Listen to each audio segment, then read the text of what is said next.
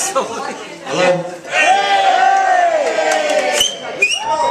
I've been scared of Maura all night. She's coming over, and every time she comes over, she's been asking me to do something. And she said to me, "Get your coat, get ready for action."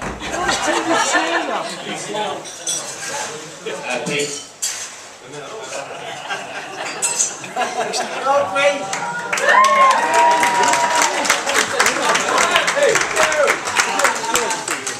Good evening. Good evening. No, Maura.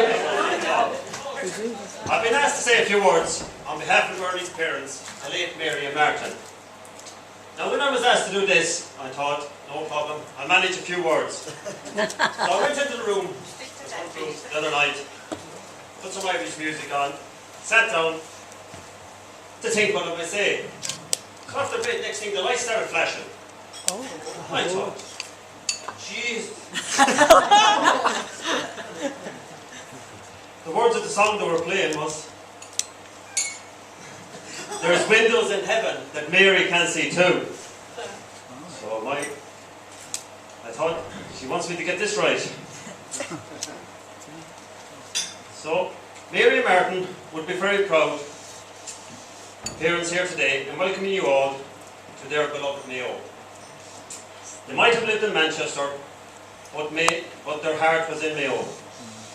They spoke about it every day, as they called it, back yonder. For me, it was a privilege to be part of this storytelling crack. Mary was one of the best, the Pele of Irish people, who was in her glory, telling stories of years gone by. Yeah, true. How proud they would be to see their beautiful Bernie, or how beautiful Bernie is looking here today. Dear baby. But most importantly, how happy she is looking. And then there's Rick. As Mary would say, sure, he's a grand laddie. They will be very proud and honoured, as indeed we all are in the family, in welcoming Rick into the family. So at this moment, I'd say Mary and Martin are at the window, with friends and family, with a glass of bubbly in their hand. So on their behalf, I would like you all to be upstanding and join them.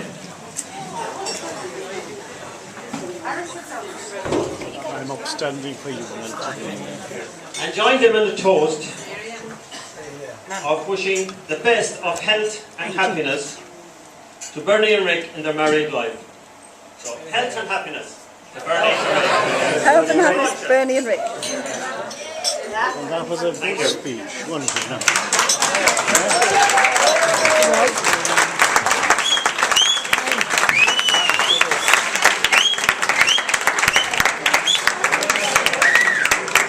They're writing in London. I said they're writing all over London.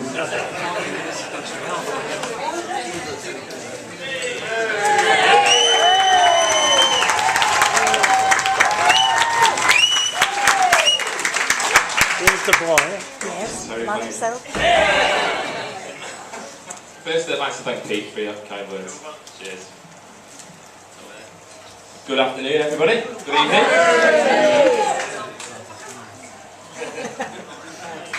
You're all about to witness a unique moment in history. The first and last time that my wife... First and last time that my wife is going to let me speak on behalf of the both of us.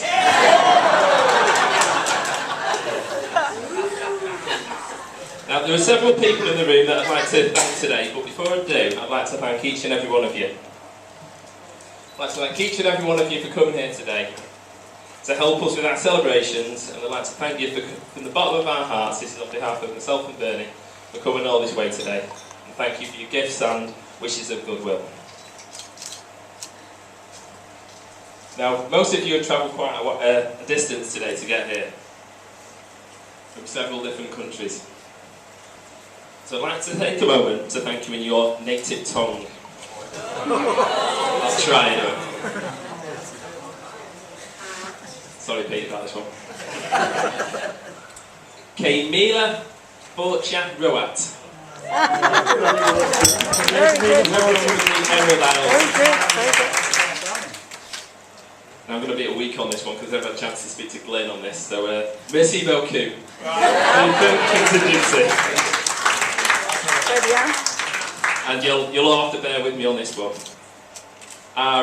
Cock. Kim in Ireland. Ut a si os o bongs.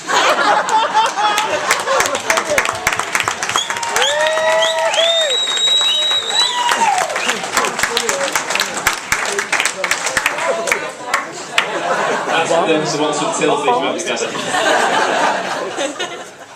Before we get into thank yous, I'd just quickly like to wish James a happy birthday, wherever he's sat. So happy birthday, James, if you could just wave your hand somewhere. He's right here. Is he back that way? Happy birthday. So now for the thank yous. Firstly, I'd like to thank Father Derek.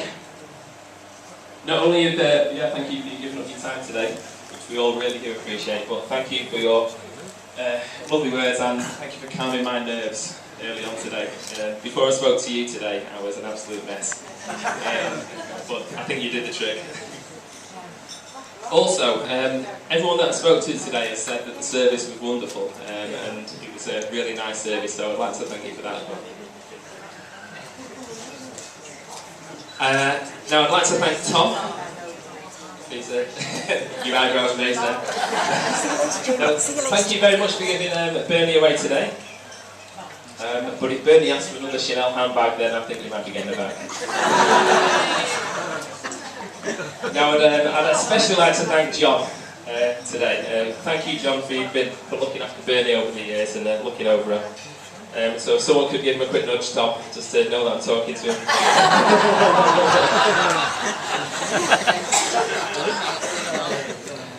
I'd like to thank my mum and dad for everything that they've done for me over the past 30 odd years.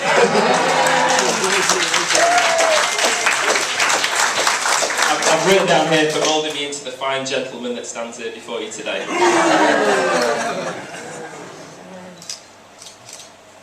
I'm lost now.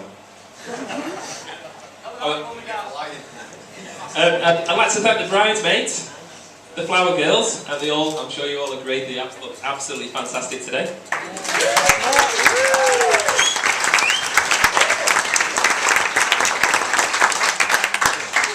I'd like to thank the groomsmen and the page boy for their help today.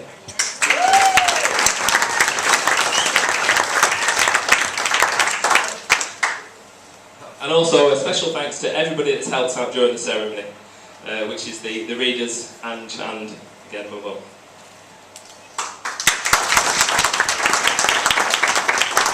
As a token of our appreciation, we've left gifts on the chairs, which I think you've all opened now.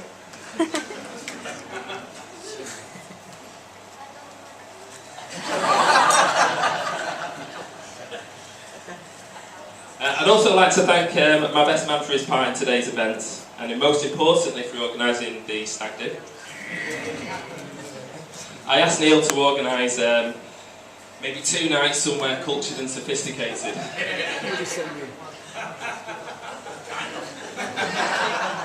So we booked 5 nights in Benidorm. I would also like to pass on my appreciation to the stag party down there. I think most of you down that end.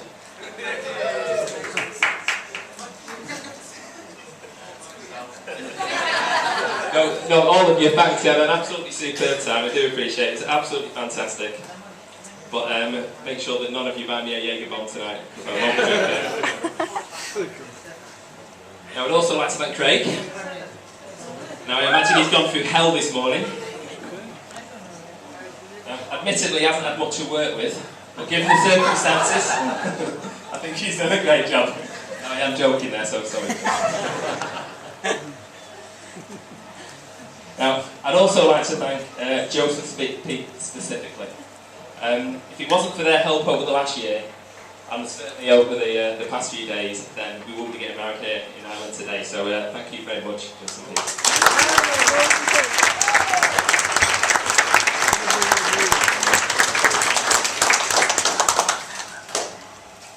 Now, there are several people who can't be here today, some of whom are back home in England, and some of whom are looking down from above.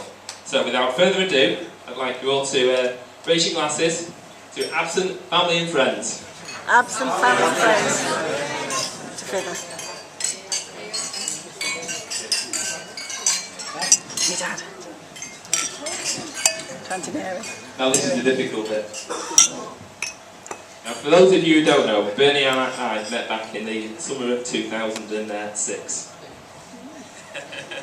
We did that.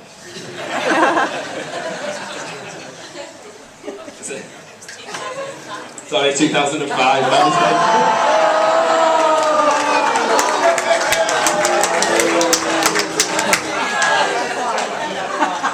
Sit down now.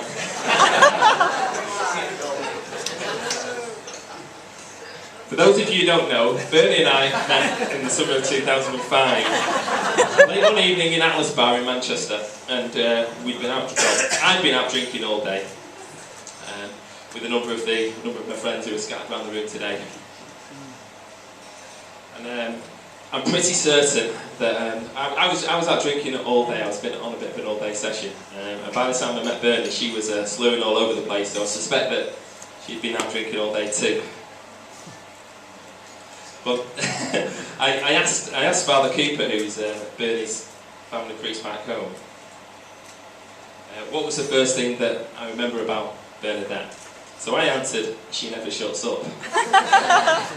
The first thing that Father Cooper replied was, what do you expect? She's a fury after all.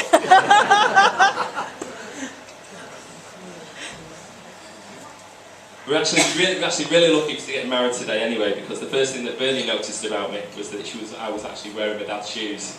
So I'm lucky she gave me a second chance.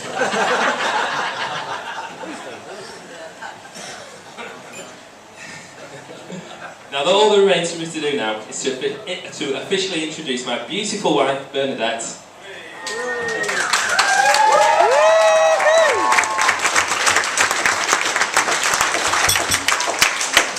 Most of you know that not only is Bernie great company, she's a special person to be around, and she always seems to light up a room whenever she enters it, and not more so than today.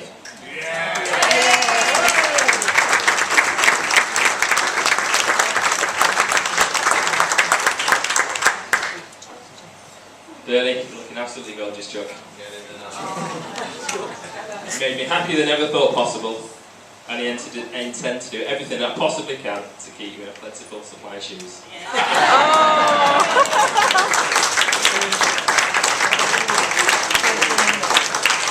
So please, raise your glasses to my beautiful wife.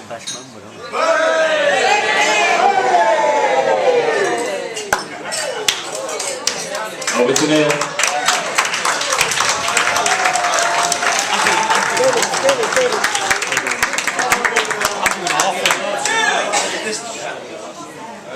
This needs to be about 25 minutes, this. Jeremy.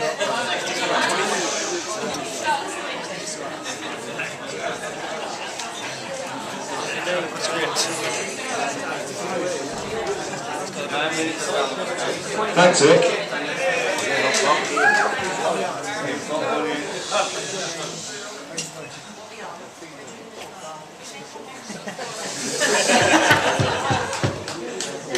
This isn't Rick's first time in Ireland, you know. On a previous visit, he realised the Irish had a sense of humour. Accompanied by his mate John. Just there's Rick. He decided on an afternoon at the cinema. Not knowing anything about the film showing, they consulted the girl at the ticket office, asking her which film she thought the two of them would most enjoy. They took her advice. After watching Brokeback Mountain, the boys found their friendship was just a little bit stronger.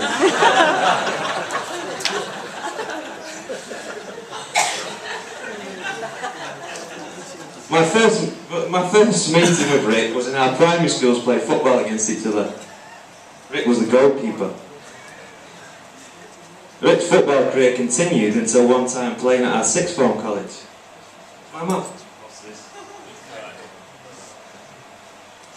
Like all good goalkeepers should, he put his body on the line for the team. The striker shot, Rick spread himself, the ball hit his goalies. For the next 20 minutes, it was more entertaining watching Rick's face change colour than playing the game. From red to white to green.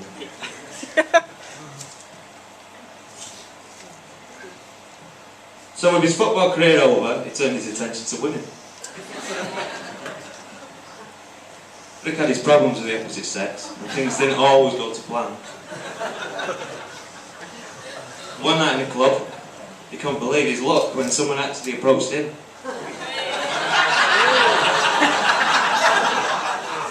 Give him a little dance from behind.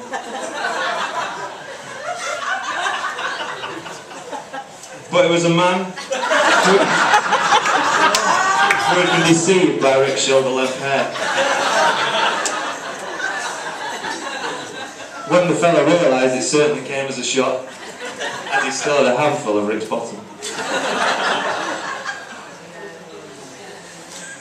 One evening while walking with a young lady, Rick fell backwards over one of the stone monumental features that scattered St. Anne's Square. When he hit the floor, his chances had gone, and he decided he needed some time to reflect. So the morning after another unsuccessful evening, a few friends took Rick out for breakfast to try and cheer him up.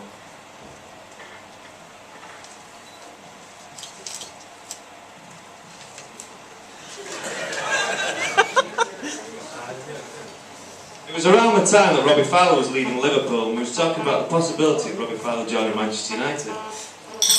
We shared a tiny cafe with a table full of workmen who were also from Liverpool. As the conversation progressed, Rick's opinion was that due to his roots, Fowler wouldn't be making the move.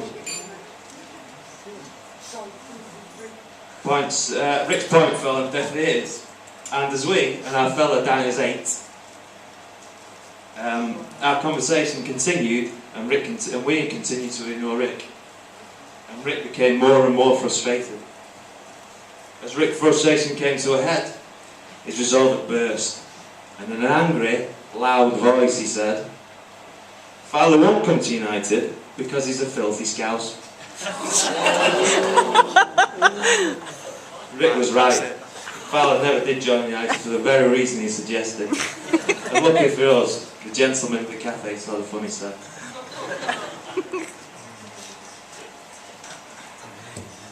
So when I heard Rick had met Bernie, it came as